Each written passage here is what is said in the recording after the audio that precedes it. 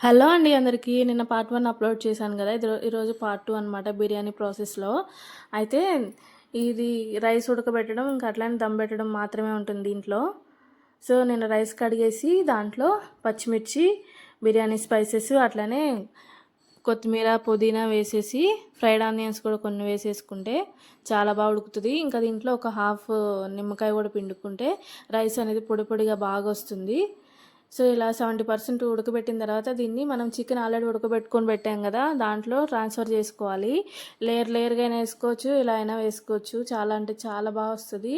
పుల్లలుగా అసలు చిమిడిపోకోకుండా ఉడకకుండా ఏముండదు. చాలా అంటే చాలా పర్ఫెక్ట్గా వస్తుంది. నాకైతే భయం వేస్తుంది, కానీ మా పిన్ని వాళ్ళు, మా అమ్మ వాళ్ళు చిటికలో చేసేస్తారు ఈ బిర్యానీ. టేస్ట్ మాత్రం అలా టప్పగా ఉండదు, చాలా ఎమ్మీగా చాలా బాగుంటుంది.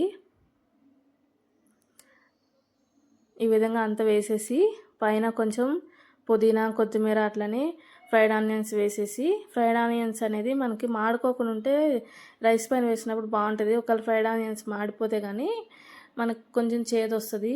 అట్లా కాకుండా కరెక్ట్గా ఉంటే చాలా బాగుంటుంది టేస్ట్. ఆ ఫ్లేవర్ కూడా రైస్లోకి దిగి ఇదంతా వేసేసి చూడండి, మొత్తం అంతా సర్వ్ చేసేసుకుని దానిపైన పుదీనా, కొత్తిమీర అట్లనే ఫ్రైడ్ ఆనియన్స్ వేసేస్తున్నారు.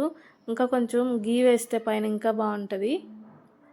సో అవైలబుల్ లేక వేయలేదు. చాలా అంటే చాలా యమ్మీగా ఉంటుంది టేస్ట్ అయితే. ఒక 10 మినిట్స్ పెట్టేసుకున్నామంటే దమ్ అయిపోతుంది. ఎందుకంటే ఆల్రెడీ 70% వరకు రైస్ ఇంకా చికెన్ సపరేట్గా కుక్ చేసుకున్నాం కదా. ఇది ఉడికించిన తర్వాత మూత తీసి చూసినా కూడా ఇంతే ఉంటుంది అనమాట. టేస్ట్ అయితే ఏమాత్రం చెడిపోదు. చాలా అంటే చాలా బాగుంటుంది. అగో చూడండి ఎంత పుల్లలుగా రెడీ అయిపోయిందో. దమ్ముకు కూడా ఎక్కువ టైం అవసరం లేదు.